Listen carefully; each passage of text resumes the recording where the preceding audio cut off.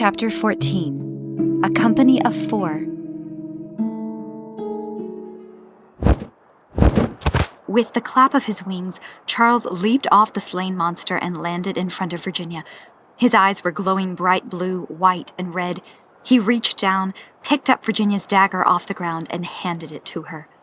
"Virginia, these are my friends," he said, "the two I had told you about." Virginia slowly reached out and took her dagger from Charles. "Are they now?" The bulky Arabian walked over and stood beside Charles. He held the staff of his hammer across his shoulders and wrapped his arms around it, stretching his biceps and chest. "Pleasure to meet you, Your Highness." Tristan removed the last 3 arrows from the monster's left hand. While placing them back into his quiver, he walked over to the other side of Charles. "You're very courageous, Miss Virginia Singerman. I've read books and poems that spoke of this day. I never thought I would see it myself, but thank Oral Muti I have." Virginia did not know what to make of the scene. Before her stood a hulking man of Egyptian features, wielding a massive hammer, a Native American Indian with 2 wings protruding from his back and glowing like a star, and a blindfolded man with the best aim she had ever seen. "How in the world did you all meet each other?" Virginia gasped. "My backpack." She ran to the mountain's base and scanned her eyes across the piles of rocks that had tumbled down during the charge of the wolves. "Where is it? Where is it?" "Virginia, what's wrong?" asked Charles. "What are you looking for?" Virginia fell to her knees and began to remove loose rocks from the skirt of the mountain. "My backpack. They took it off and threw it over here somewhere." Charles came over and knelt beside her. "Well, if you can't find it, we can always get you another one.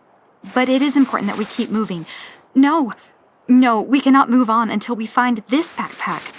"Your Highness," said Nathaniel, walking up behind her, "Soaring Eagle is right. If we delay any longer, we only risk being attacked again. Whatever contents were once in that bag, we will replace for you at our destination." "You don't understand," said Virginia, panicking. "There was an item in that bag that you cannot replace. It was an item that they wanted to get from me. I was almost thrown off a cliff because I wouldn't tell them where it was. If they get it, it could mean the ruin of whatever it is that you're fighting for." Nathaniel and Charles made eye contact. "Virginia," began Charles, "what was in the bag that was of such importance?" Virginia ceased pushing over rocks. She placed both of her palms on the earth and lowered her head. "Do you remember back when we were in the clock tower? I told you I had found something in my uncle's house." Charles's eyes opened wide. He rose and turned to face Tristan. "Tristan, can you help us?" Virginia looked up at the blindfolded archer. Tristan stroked his index finger underneath the breast of the dove, resting upon his quiver. "Can you help us out, old friend?" The dove squawked, like a mighty bird of prey. He flew off Tristan's quiver and landed on a pile of dirt that had slid down from the mountainside. Tristan walked over to the mound of loose earth and reached his hand into it. Hope swelled within Virginia. She slowly stood up, never taking her eyes off Tristan. Could it be possible? Tristan pulled his arm out of the mound of earth, holding onto one of the straps of a gray backpack covered in dirt. He turned to face Virginia. "Is this the bag that you spoke of, Your Highness?" Virginia's heart leaped for joy. She ran over to Tristan, took the bag out of his hands, and embraced it. She looked up at Tristan with perplexed eyes. But how did you—" Tristan smiled. He reached out his pinky to the dove resting on the dirt. The dove hopped off the ground and grabbed onto Tristan's finger. "You will find that there are many things in this world you are not used to seeing, Your Highness." He positioned the dove back to his quiver. It hopped off and landed on one of his arrows. Virginia shook her head. I don't... What?" She looked around at all the corpses of the wolves around her. She looked at the slain monster from the forest that had locked onto her scent. She looked at Charles, the light still shining brightly in his core, and the wings glowing brilliantly. She looked at both Nathaniel and Tristan. Charles stepped forward. "Do you remember what I told you, Virginia?" Virginia looked into Charles's bright eyes. "What?" "I told you not to try to make sense of it all, but to listen to Oral Muti's spirit. Then you will understand it." Virginia looked around her again. "This really is happening. I think I'm beginning to understand more." "Good," said Charles. "The more you listen to the spirit of Oral Muti, the more you are here, the more you will understand." Virginia opened the flap of her backpack, loosened its drawstring, and looked inside. She let out a sigh of relief. "Good. It's still here." "Virginia," said Charles, "may we please see it?" For a long moment, she stared into the faces of Nathaniel, Charles, and Tristan. "They saved my life. I believe Rose would trust them too." Virginia reached into the backpack and slowly pulled out the diary. Charles's eyes widened. Unbelievable! He reached out and touched the leather book in Virginia's hands. What did she write, exactly? Virginia lowered her voice to a soft whisper where only Charles could hear her. "I'm not entirely sure. It starts off with just her life back home, and then a few pages later it starts the story of how she came into Aniatha and continues from there. According to what she wrote, she only had a few days to write down as many events as she could before finally being forced to leave America. She left it behind, hoping it would help the next person who found it. Then this would be one of the strongest pieces of evidence that proved the existence of our world," whispered Charles. "An eyewitness testimony of events that took place at another time in history. This book would be one of the greatest tools to help unite the divided nations of Aniatha." "Your Highness," said Tristan, "may we see what it is?" Virginia looked at Charles, waiting to see if he thought it was safe to do so. Charles smiled and stepped aside. Virginia held out the book for Tristan and Nathaniel to see. "This is the eyewitness accounts of Cohen," said Charles. Tristan reached out and touched the book with his fingertips. "There are so many books that I have studied from times past, many books that recount the historical events of the days of old. This is by far one of the most important." He looked up into Virginia's eyes. "Thank you for bringing this to us, Your Highness." Virginia nodded her head. "Can he see me? He's looking right into my eyes." Nathaniel looked at Virginia with a new expression. "It seems that they were after you for more reasons than just who you are, Your Highness, an attempt to kidnap you and destroy this book." "Indeed," said Tristan. "They tried to kill two birds with one stone, you might say." He pulled his hand back from the book and gently stroked the dove resting on his quiver. "No offense, buddy." The sound of small, loose rocks tumbling down the mountain and coming to a halt at their feet caught their attention. Virginia, Charles, Tristan, and Nathaniel all looked up the mountainside. Standing high above them on one of the paths was Darkrai. His black trench coat fluttered in the wind, his hood shielded his face from the light. However, his cold green eyes could be clearly seen despite how far away he was. Charles walked past Virginia, placing her behind him. His wings unfolded, blocking her from Darkrai's view. Both Indians seemed to be staring at each other with faces that asked which one would attack first. Virginia placed the diary back in her backpack and held it close. "What is happening?" Charles stepped forward, but Darkrai turned around and walked out of sight of the pathway's edge. "He's no threat to you now," said Tristan to Charles. "He does not have enough men at the moment to fight you in a full frontal attack, and he knows it.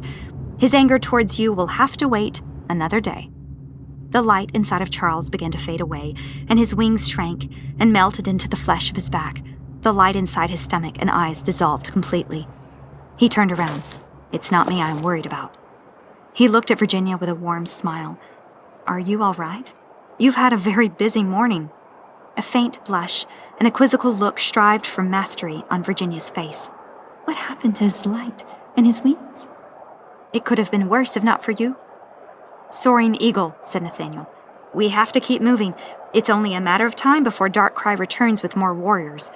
If we make it to the bridge by sunset, we can have a chance to cross the canyon before he attempts to strike again." "He would not dare venture across the Great Canyon alone without an escort," added Tristan. "He does not know the forest beyond the bridge. He would be walking blindly in those woods." "Right," said Charles. "All our supplies are at least 3 miles back at our camp in the woods.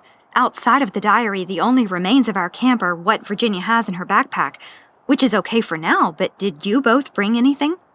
Tristan turned his head sideways. "What do you take us for, beggars?" Tristan pointed a thumb behind him at the rickshaw. "We brought plenty to eat, and enough water for 3 days, assuming Nate hasn't eaten it all yet." Nathaniel dropped the massive head of his hammer to the earth and leaned upon its handle like a walking cane. "You are never going to let me live that down, are you?" Tristan turned to face Nathaniel. "Nope." "That was over a year ago. I still can't believe you haven't let that one go by now. You ate our entire 2-day supply of food in less than 12 minutes. We had an entire band of pirates on our tail. We had to take another route, which put us off for an additional 2 days. It rained 3 days, Nathaniel. I was soaking wet and starving." Nathaniel rolled his eyes. "Again, a year ago." "All right, enough," interrupted Charles. The food you brought will have to last us. Nathaniel, I now trust you more than I did on that quest a year ago. Tristan, get over it. Tristan walked towards the rickshaw. A 2-day supply, he whispered to Nathaniel as he walked past him. A year ago, Nathaniel shot back. Virginia looked at Charles. Charles, what happened to your wings and that light that was in your stomach? Oh, it's still there. My wings and light are just deep within me for now. When I need them for battle or to fly, they appear. I have to ask him. So, are you like an angel or something? Charles gave a little laugh. No, I'm not an angel. I'm human, just like you. Then what's with the wings and the bright light? You sure look like an angel to me. Charles gave a warm smile. With his hand, he led Virginia over to where Tristan and Nathaniel were setting the rickshaw back up. There are many things that you will understand soon, Virginia, but the things about me, I hope that you will not focus on for now. First, you need to seek the more important questions, the ones that pertain to you. Virginia slung her backpack over her shoulder. The ones that pertain to me? Charles? Yes. That Indian with the trench coat. He calls himself Dark something. Charles's eyes carried the weight of deep thought and sorrow. Darkrai. Yes, that's it. Darkrai. I didn't really understand what he was talking about, but he said something about wings, light, and fire coming from my people. Does that mean anything to you? Charles walked with his gaze to the ground. A small smile slowly began to cross his face as he closed his eyes. Virginia stopped walking and grabbed Charles's shoulder, bringing him to a halt. You do know what he means by that. Charles lifted his eyes and stared into hers. Yes, I do. Sounds like he failed to mention some other important blessings and miracles that came through your people. Virginia lifted her hands to the sky. What people? What is going on? Who do they think I am? It's not who they think. It's who you are. Virginia reached out and grabbed Charles by both of his shoulders. Not a trace of patience was found in her eyes. She was going to squeeze this damp rag until it produced the drop of water she desperately needed. Charles, listen to me, she pleaded. At first I thought you were simply just another nice guy, but in time I knew there was something different about you. But I had no idea it was anything like this. So far in this past week, I have been shot at, pursued by a pack of beasts, and a possessed princess who wants me dead. I have been hunted by a monster from a strange forest. Not more than 20 minutes ago, I found myself being held out over a cliff, all because of something I had been carrying in my backpack, and because of who these people think I am for some reason or another. I have got to know some answers.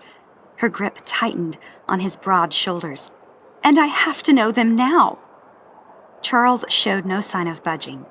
Not even Virginia's hands fastened about his shoulders was enough to tear him down.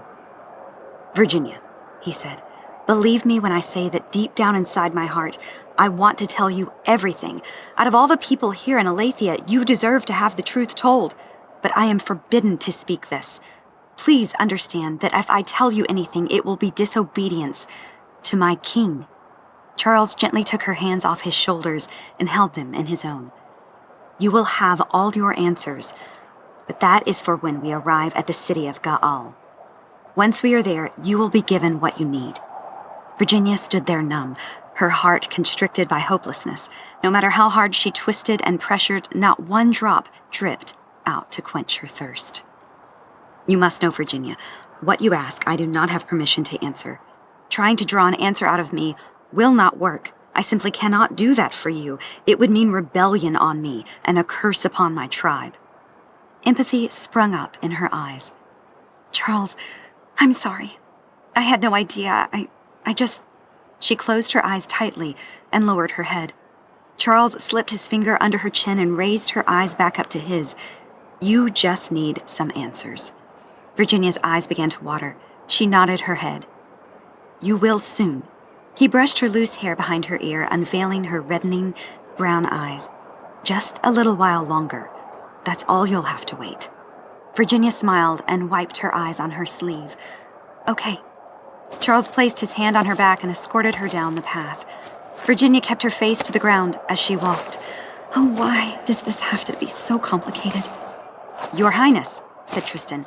Virginia lifted her face and saw Tristan offering his hand.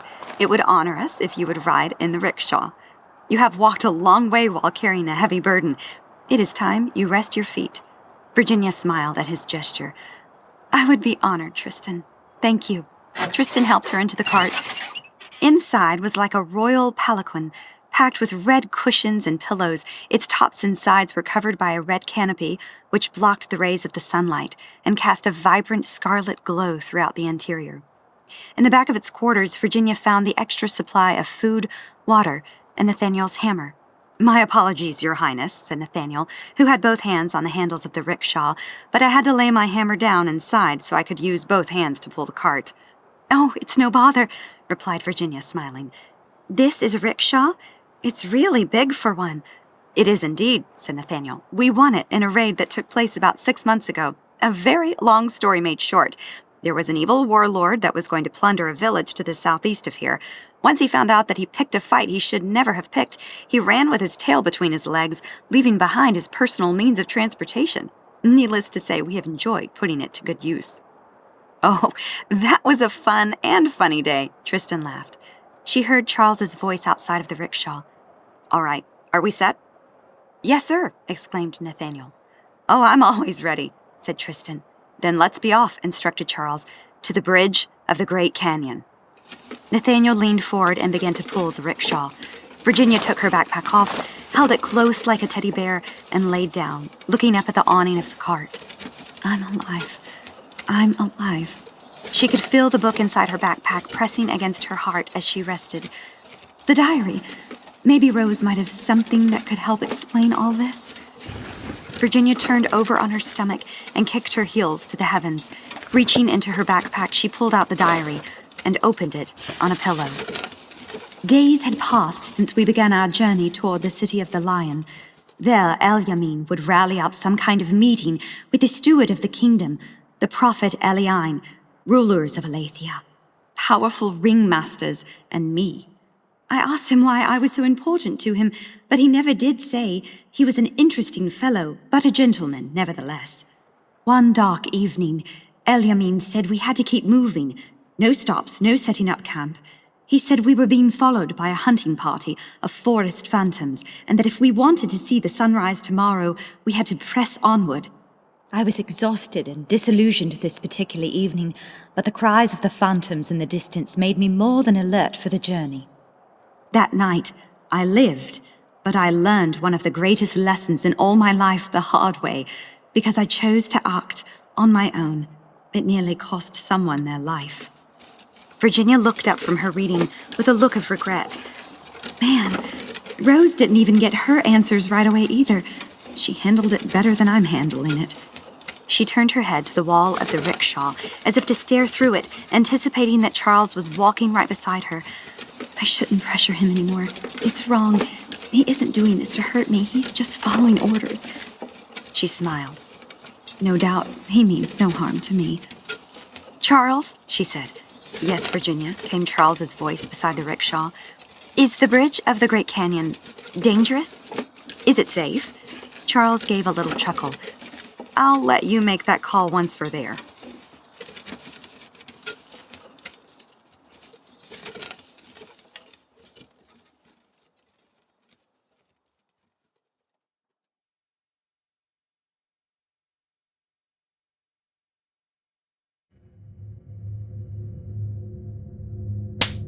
Darkrai fell to the ground.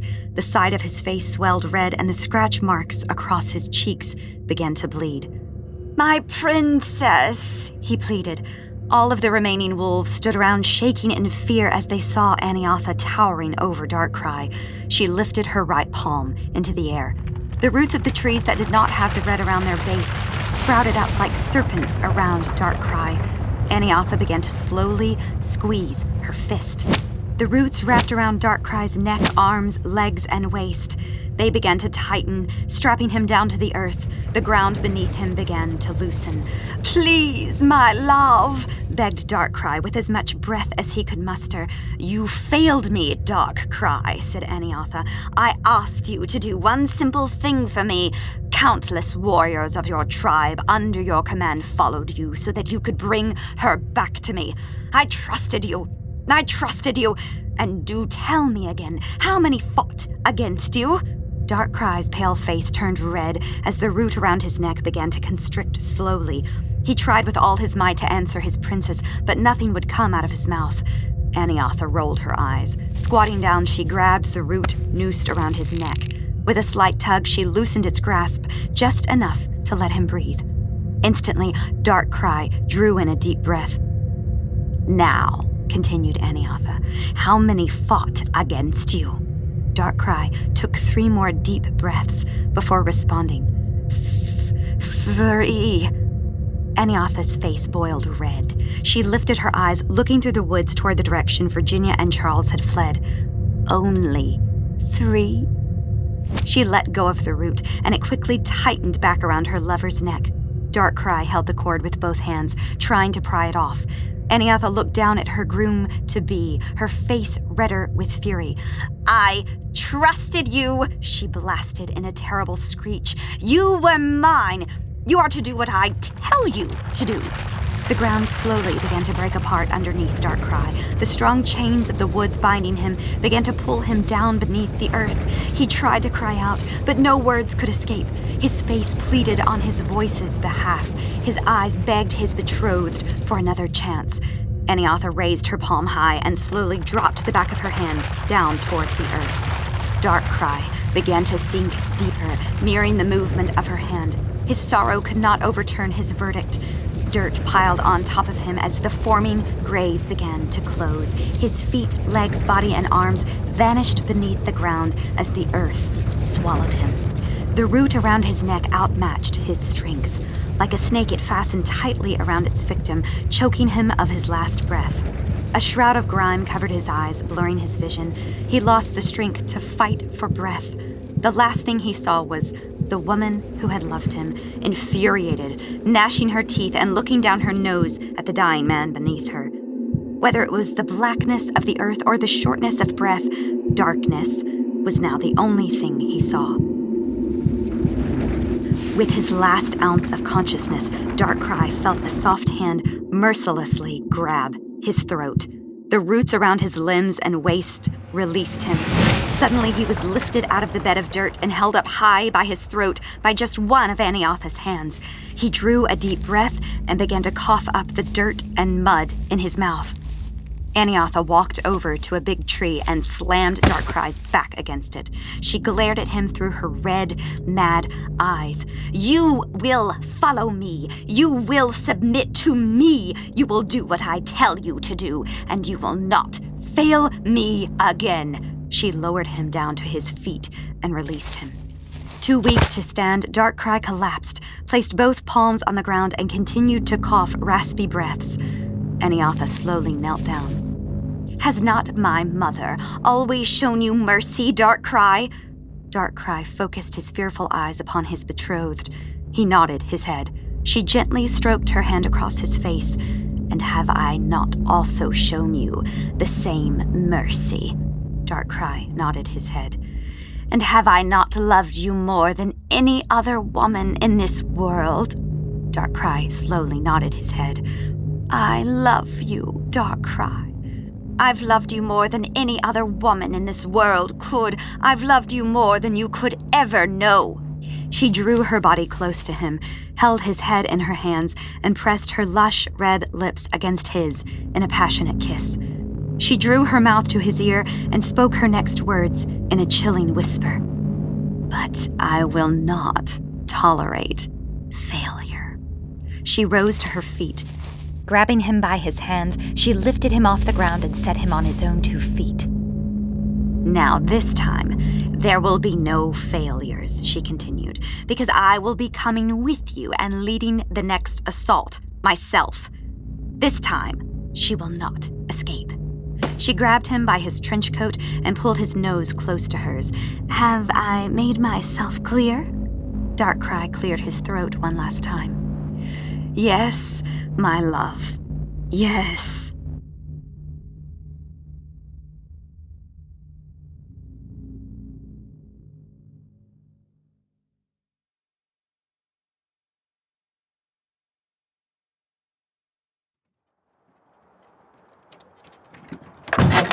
The rickshaw bounced up and down. Virginia woke from her slumber with a sudden jolt. Fear ran through her heart. She looked down. She breathed a sigh of relief. The backpack was still in her hands. Just to double-check. She opened the top of the gray bag and looked inside. There, the diary rested securely right where she had last left it. She laid her head back and released through her nose the imprisoned breath held in her lungs. She looked up through the red fabric canopy covering the top of the rickshaw. Why does it have to be so confusing?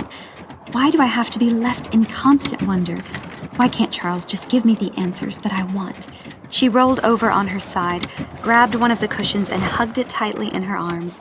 Her mind began twirling and replaying the battle she had just come out of with the forest phantoms. Will I even make it there alive? Just then, a thought popped into her head. Did Rose make it to the city she was going to? She threw the cushion back, reached behind and grabbed her backpack. What was that city called again? The city of what? She pulled out the diary and unfastened the red ribbon around it. The City of the Lion. That's it. The City of the Lion. She opened its pages and flipped to where she had last left off.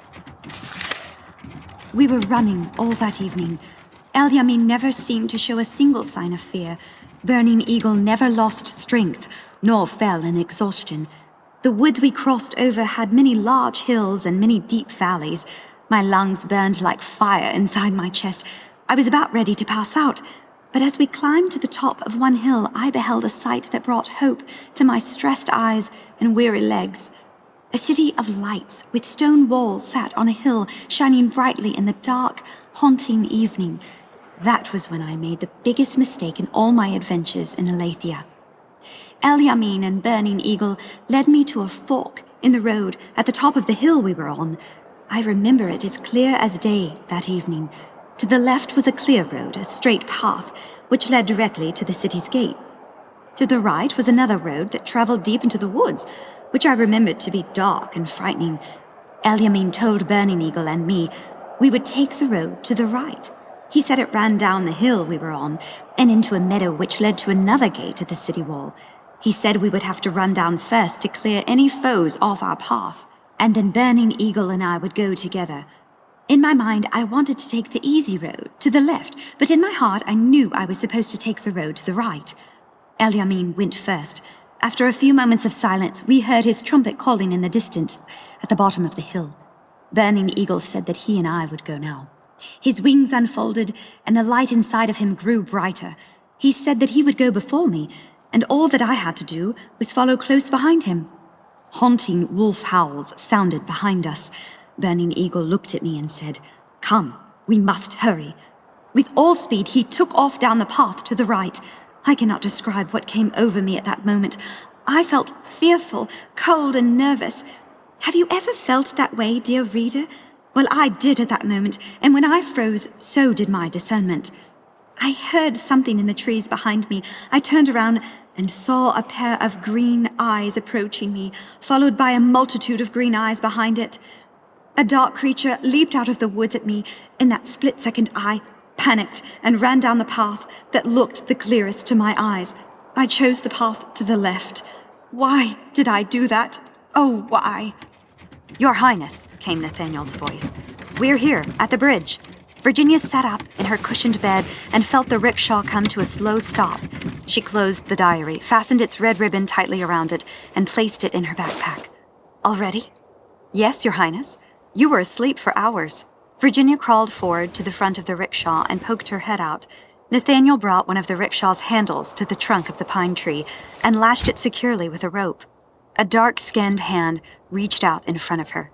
She took it and was escorted out of the cart. Before her stood Charles, holding her hand, carrying a smile on his face. She looked around and noticed that behind him was the edge of the Great Canyon, not more than 60 feet away, with the sun setting in the distance. A few pine trees were towering above her. To her left, heading east, the pine forest thickened into a dark, shady, mysterious woods, and in front of her, not too far in the distance, was a tall mountain, covered in boulders and pine trees. "Rest well?" asked Charles. "Yes," said Virginia. "I did." Just then Tristan popped up behind Charles's shoulders, wearing a cheeky grin. "I spy with my little eye something beginning with L and ending with Charles placed his hand on Tristan's face and pushed him back. Yeah, I think you tied your blindfold too tight this morning." "I spy denial, too," laughed Tristan. "Hey," said Nathaniel, "maybe you can help me spy for some firewood. It'll be dark in a couple of hours." Tristan put his fist on his hips. "I'm good at that, too."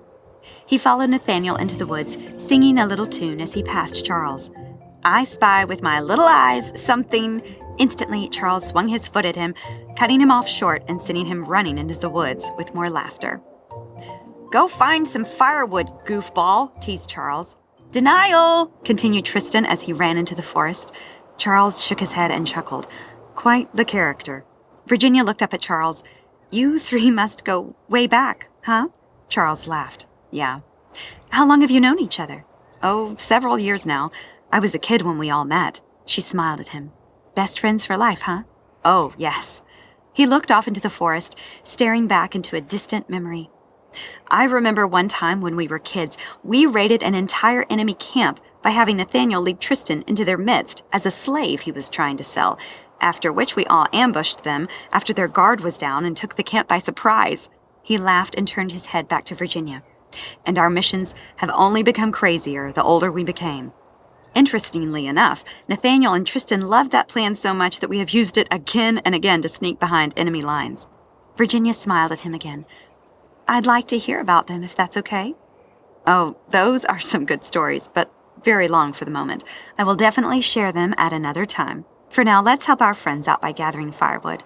Virginia looked over her shoulder at the woods behind her. "Are you okay?" asked Charles. She looked back at him. "How about I stay here and set up camp while you three go out and collect wood?" "That's very nice of you, but we can't afford to let you out of our sight until we've reached the city of Gaal." "Oh, stop. You don't have to worry about me. I'll be fine." "Well, if we were under different circumstances, I would say you're right, but it's more than that now, as you well know. It's the darkness that haunts this land that I'm worried about. It will never strike when you expect it to, and it will always hit you in your weakest moment. Charles, believe me, I have seen many dark things in this world, and I know how to handle myself." "Virginia, with all due respect, you've never been into this world before." Virginia paused for a moment.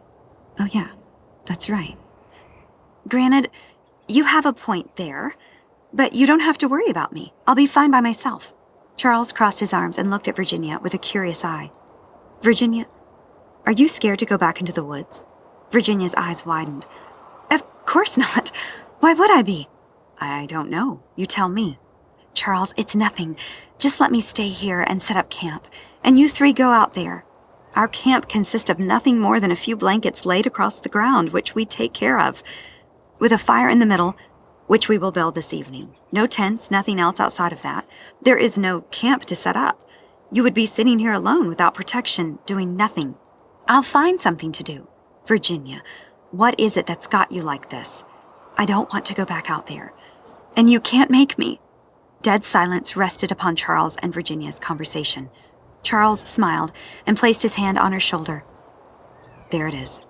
Virginia wiped away a few tears that filled her eyes. "There's what?" "The root issue. You said you wanted to make camp, but what you really wanted to do was not go back out into the woods. Now we are getting closer to the root. My next question, why do you not want to go back out into the woods?"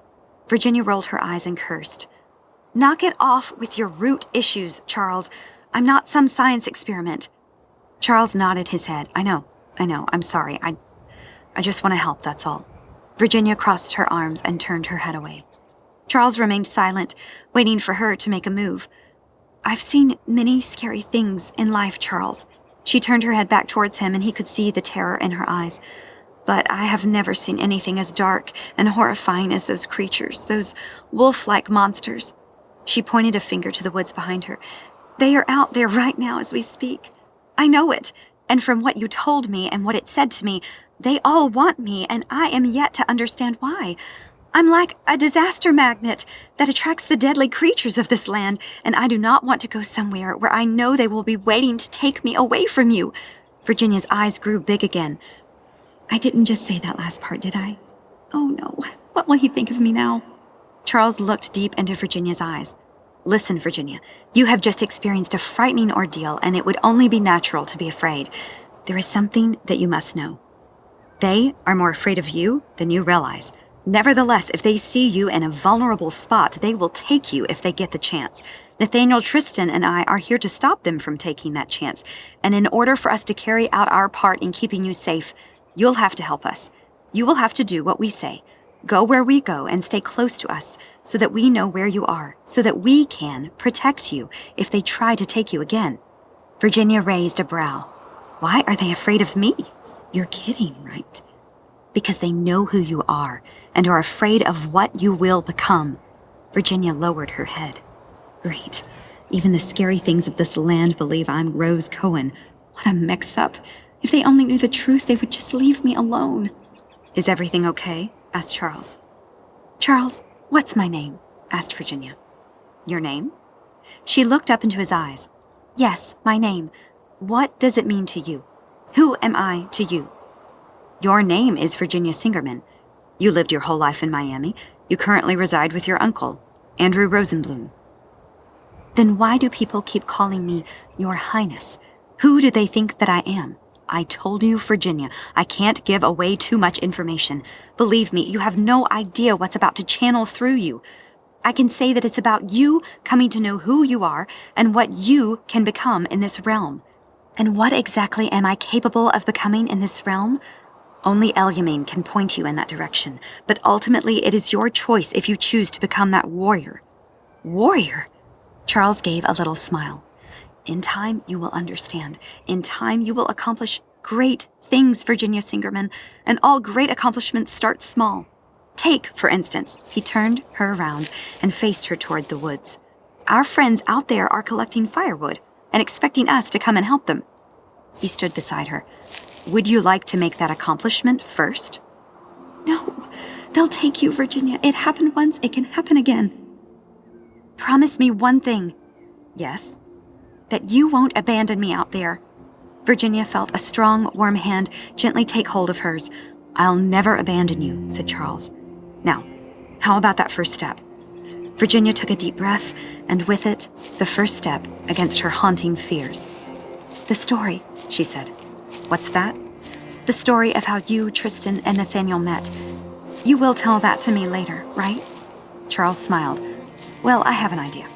If we catch up with them, I'm sure the three of us can tell you the story as we collect firewood.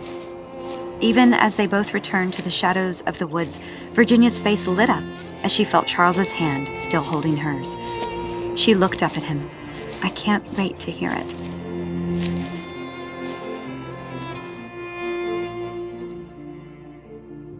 This is the end of Chapter 14. Tune in next Thursday for Chapter 15. If you'd like to listen to the next chapter ad-free ahead of everyone else, then subscribe to Early Access and tune in on Sunday.